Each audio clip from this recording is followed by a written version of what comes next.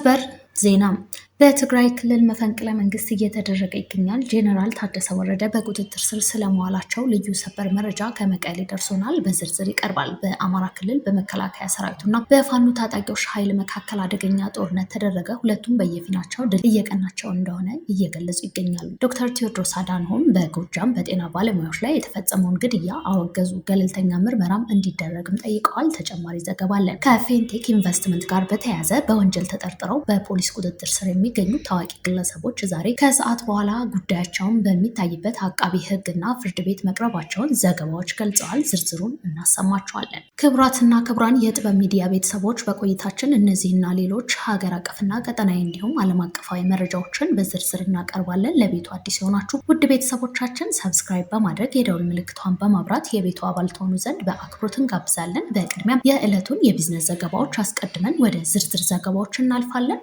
አብራችሁን ቆዩ። ውድ ቤተሰቦቻችን የዕለቱን የውጭ ሀገር የምንዛሬ ዋጋ እንደሚከተለው እናቀርባለን። በዳሽን ባንክ $1 153 ብር፣ ዩሮ 181 ብር ከ8 ሳንቲም፣ ፓውንድ 209 ብር ከ2 ሳንቲም፣ የስዊስ ፍራንክ 198 ብር ከ6 ሳንቲም፣ ድርሃም 44 ብር ከ3 ሳንቲም፣ ሪያል 43 ብር ከ4 ሳንቲም። በአቢሲኒያ ባንክ ደግሞ ዶላር 153 ብር ከ4 ሳንቲም፣ ፓውንድ 208 ብር ከ2 ሳንቲም፣ ዩሮ 182 ብር፣ የስዊስ ፍራንክ 194 ብር ከ1 ሳንቲም፣ ድርሃም 44 ብር ከ1 ሳንቲም፣ ሪያል 43 ብር ከ7 ሳንቲም፣ ዩዋን 22 ብር ከ2 ሳንቲም። በህብረት ባንክ ደግሞ ዶላር 153 ብር ከ4 ሳንቲም፣ ፓውንድ 207 ብር፣ ዩሮ 182 ብር ከ8 ሳንቲም እየተመነዘረ ይገኛል። ጥራቱን ያልተረጋገጠ የቤት ክዳን ቆርቆሮ ላይ ህጋዊ አርማ አስመስለው ሲያዘጋጁ የነበሩ ተጠርጣሪዎች በቁጥጥር ስር መዋሉን የአዲስ አበባ ፖሊስ ጠቅላይ መምሪያ አስታወቀ። በማንኛውም መልኩ ጥራቱን ያልጠበቀ ምርት በከተማው ህብረተሰብ ላይ የሚያሳድረውን አሉታዊ ተጽዕኖ ከፍተኛ መሆኑ የሚታወቅ ነው። ፖሊስም በህገ ወጥ ድርጊት ተሳታፊ የሚሆኑ ግለሰቦችን ከህብረተሰቡ በሚደርሰው ጥቆማ መነሻነት ህጋዊ እርምጃ እየወሰደ ይገኛል። በጉለሌ ክፍለ ከተማ የተደረገውም ተመሳሳይ ነው። የየካ ክፍለ ከተማ ፖሊስ መምሪያ በወረዳ 9 ልዩ ቦታው ፓስተር አለም ፀሐይ አደባባይ ተብሎ ከሚጠራው አካባቢ ሁለተኛ የቤት ክዳን ቆርቆሮ ላይ ህጋዊ ለማስመሰል ሐሰተኛ ማህተም በማዘጋጀት ሲጠቀሙ የነበሩ ግለሰቦች ላይ ከህብረተሰቡ በደረሰ መረጃ በቁጥጥር ስር ሊውሉ መቻላቸውን የጉለሌ ክፍለ ከተማ ፖሊስ መምሪያ አስታውቋል። ፖሊስ ባደረገው ድንገተኛ ፍተሻና ብርበራም በአንድ ግለሰብ መጋዘን ውስጥ 4391 የቤት ክዳን ቆርቆሮ ላይ ህገወጥ አርማ በማዘጋጀት ሲያትሙ የነበሩ 7 ተጠርጣሪዎችን ከነ ኤግዚቢቱ በቁጥጥር ስር ሊያውሏቸው ችሏል። በተጠርጣሪዎች ላይም ተገቢው ምርመራ ማስፋት ስራን በመስራት ክስ እንደሚያስመሰርት የአዲስ አበባ ፖሊስ ጠቅላይ መምሪያ አስታውቆ ህብረተሰቡ መረጃን የመስጠት ባህሉ እንዲያጠናክርም መልእክቱን አስተላልፏል። ዶክተር ቴዎድሮስ አዳንሆም በጎጃም በጤና ባለሙያዎች ላይ የተፈጸመውን ግድያ አወገዙ። ገለልተኛ ምርመራ እንዲደረግም ጠየቁ። የዓለም የጤና ድርጅት ዋና ዳይሬክተር ዶክተር ቴዎድሮስ አዳንሆም በአማራ ክልል ሰሜን ሜጫ ወረዳ በ3 የጤና ባለሙያዎች ላይ የተፈጸመውን ግድያ በጽኑ ማውገዛቸውን ገለጹ። ዋና ዳይሬክተሩ ድርጊቱን አስመልክቶ ባወጣው መግለጫ በጉዳዩ ላይ ገለልተኛ አካል ምርመራ እንዲደረግ ጥሪ አቅርበዋል። ዶክተር ቴዎድሮስ እንዳመላከቱት የጤና ባለሙያዎች በማንኛውም የግጭት ወቅት ጥበቃ ሊደረግላቸው የሚገባ ለሰዎች ህይወት መታደግ የሚሰሩ ወገኖች ናቸው። የጤና ባለሙያዎች በማንኛውም ጊዜ ጥበቃ ሊደረግላቸው ለሚያስፈልጋቸው ሰዎች ሁሉ ህይወት አድን ስራዎቻቸው ሊያከናውኑ ይገባል ሲሉም አሳስበዋል። ሰለባዎቹ በአብዮት ፋና የመጀመሪያ ደረጃ ጤና ጣቢያ በግል ተቋም ውስጥ ይሰሩ የነበሩ ባለሙያዎች መሆናቸው ይታወቃል። ዋና ዳይሬክተሩ የዓለም ጤና ድርጅት በጉዳዩ ላይ ያለውን ጥብቅ አቋምና የገለልተኛ ምርመራ አስፈላጊነት በአጽንኦት ገልጸዋል።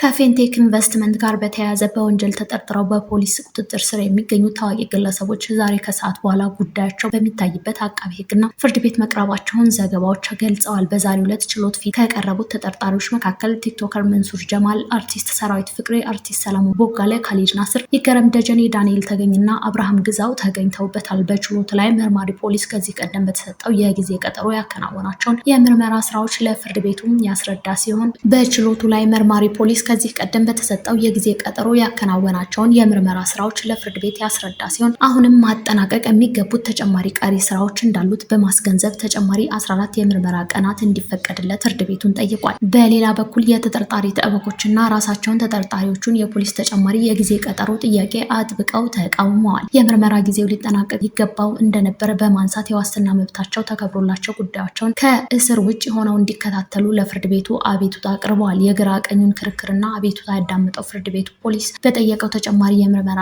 ቀናትና በተጠርጣሪዎች የዋስትና መብት ጥያቄ ላይ ውሳኔ ወይም ብይን ለመስጠት ሚያዝያ 1 ቀን 2018 ዓ.ም ከቀኑ 9 ሰዓት ላይ ተለዋጭ ቀጠሮ መስጠቱን መረጃዎች ያሳያሉ። በአማራ ክልል በሁለት ወራት በተካሄደው የህገ ወጥ ነዳጅ ቁጥጥር ከፍተኛ መጠን ያለው ነዳጅ መያዙ ተገለጸ። በአማራ ክልል በተለያዩ አካባቢዎች በህገ ወጥ መንገድ ሲንቀሳቀስ የነበረ ከፍተኛ መጠን ያለው የነዳጅ ምርት በቁጥጥር ስር መዋሉን የአማራ ክልል ፖሊስ ዋና ጠቅላይ መምሪያ አስታወቀ። የአማራ ክልል ፖሊስ ዋና ጠቅላይ መምሪያ በየካቲት ወር 2018 ዓ.ም ጀምሮ ባደረገው ጥብቅ ክትትልና ማህበረሰቡን ያሳተፈ የወንጀል መከላከል ንቅናቄ በክልሉ የተለያዩ ዞኖችና ከተሞች በህገ ወጥ ንግድና ዝውውር ላይ የነበረ ነዳጅ ወይም ናፍጣና ቤንዚን በፖሊስ ቁጥጥር ስር መዋሉን ጠቁመዋል። የክልሉ የጸጥታ ኃይል ከማህበረሰቡ በደረሰው ጥቆማ ባደረገው ድንገተኛ ፍተሻ የሀገርን ኢኮኖሚ የሚጎዳና ሰው ሰራሽ እጥረት በመፍጠር ህዝቡን ያማረሩ የኢኮኖሚ አሻጥሮችን ማክሸፍ መቻሉን አመላክቷል። እንደ ክልሉ ፖሊስ ዋና ጠቅላይ መምሪያ ገለጻ በተጠቀሰው ጊዜ ውስጥ የክልሉ የጸጥታ ኃይል በድንገተኛ የኬላና የቤት ውስጥ ፍተሻ 88,040 ሊትር ናፍጣና 13,671 ሊትር ቤንዚን በህገወጥ መንገድ ሲዘዋወር በቁጥጥር ስር መዋሉን አረጋግጧል። ከ13,063 ሊትር በላይ ናፍጣ በህገወጥ መንገድ ሲሸጥ የተገኘ አንድ ማደያ ላይም አገልግሎት እንዳይሰጥ የታሸገ መሆኑን ገልጿል። በድንገተኛ ፍተሻ በቁጥጥር ስር የዋለው ይህ ነዳጅ በዋናነት ለህገወጥ ታጣቂ ቡድኖች ስምሪትና ለትላልቅ የጭነት ተሽከርካሪዎች እንዲውል ታስቦ የተዘጋጀና ለችርቻሮ ሽያጭና ለህገወጥ ትርፍ ተከዝኖ የነበረ መሆኑን ተጠቁሟል። ይህ መጠነ ሰፊ ክትትል የነዳጅ ምርትን ለግል ጥቅማቸውን ለአጥፊ ተግባራት ለማዋል የሚንቀሳቀሱ አካላትን እንቅስቃሴ የገታ መሆኑን ዋና ጠቅላይ መምሪያው አረጋግጧል። በተለይም ነዳጅን በሳጋቱራና በፍራሽ እንዲሁም በተለያዩ ቁሳቁሶች በመደበቅ ለማሳለፍ የሞከሩ ረቂቅ ዘዴዎች በጸጥታ ኃይሉ ንቃትና ጥንቃቄ የተሞላበት ፍተሻ በቁጥጥር ስር መዋላቸው የክልሉ የጸጥታ ህገወጥነት ለመቆጣጠር ያሳየውን ቁርጠኝነት ያመላክታል ሲልም የክልሉ ፖሊስ ጠቅላይ መምሪያ አስታውቋል። ዋና ጠቅላይ መምሪያው የነዳጅ ስርጭቱ ስርዓት ይዞ ለህዝብ ፍትሃዊ በሆነ መንገድ እንዲደርስ ለማድረግ የጀመረውን ጥብቅ ቁጥጥር አጠናክሮ እንደሚቀጥልም አረጋግጠዋል። በሰንሰለት ውስጥ የሚሳተፉና ነዳጅን ለህገወጥ አዘዋዋሪዎች አሳልፈው የሚሰጡ ማደያዎችና ግለሰቦች ላይም የማያዳግም ህጋዊ እርምጃ መውሰዱን እንደሚቀጥል አስታውቋል። ለዚህም ስኬታማ ኦፕሬሽን የማህበረሰቡ ጥቆማና ከፖሊስ ጎን መቆም ከፍተኛውን ድርሻ እንደሚይዝ የገለጸው ዋና ጠቅላይ መምሪያው በቀጣይም ህዝቡ የዜግነት ድርሻውን በመወጣት መሰል ህገወጥ ድርጊቶችን እንዲያጋልጥ ጥሪ አቅርበዋል።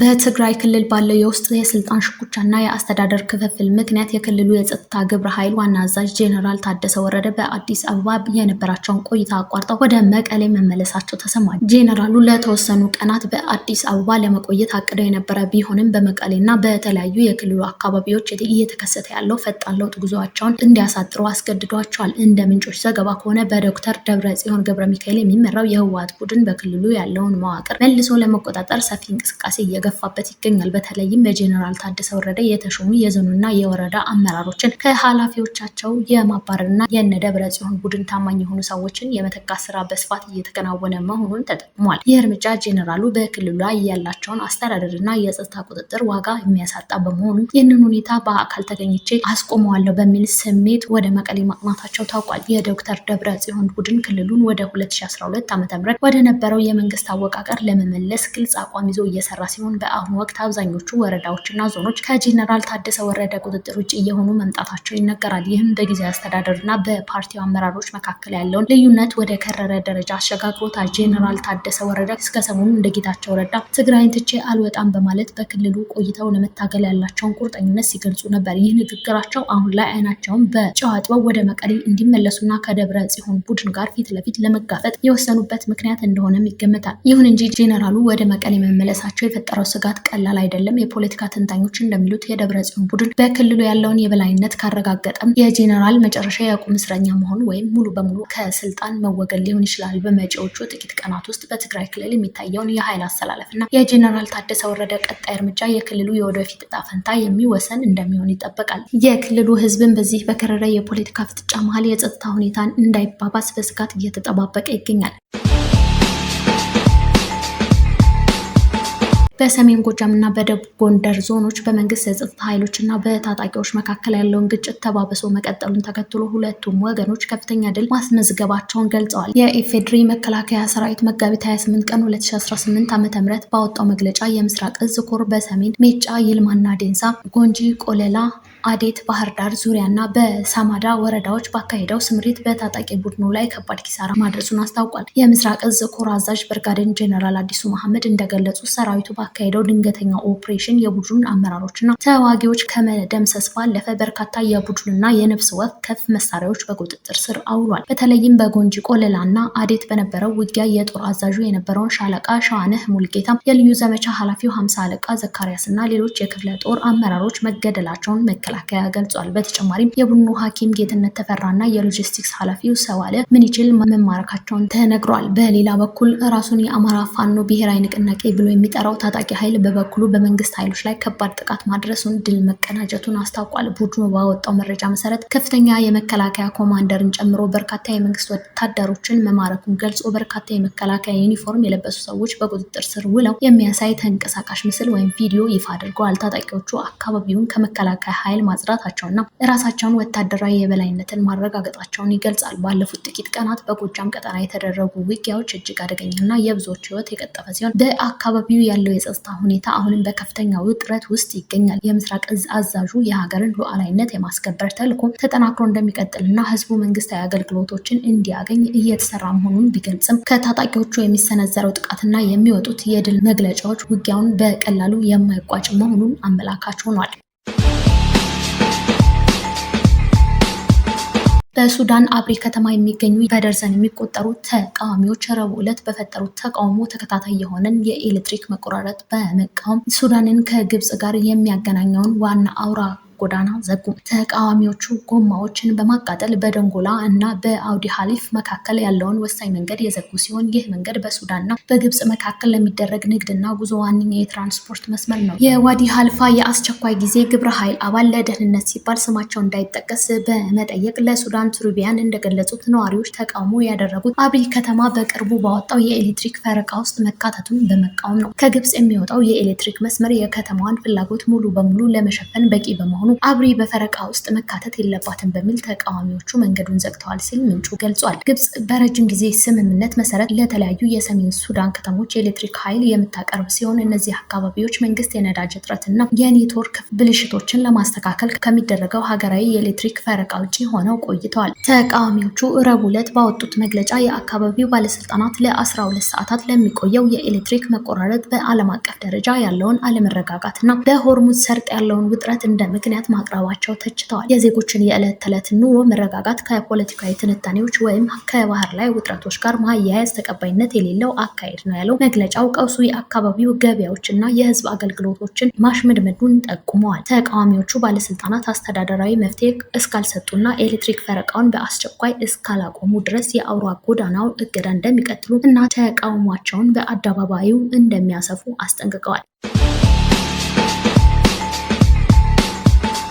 ክብራትና ክብራን የጥበብ ሚዲያ ቤተሰቦቻችን ለሰዓቱ የመረጥናቸው ዘገባዎች በዚህ አብቅተዋል። ለቤቱ አዲስ የሆናችሁ ሰብስክራይብ በማድረግ የቤቱ አባል ትሆኑ ዘንድ በአክብሮት ጋብዘን ተሰናበትን። ሰላም።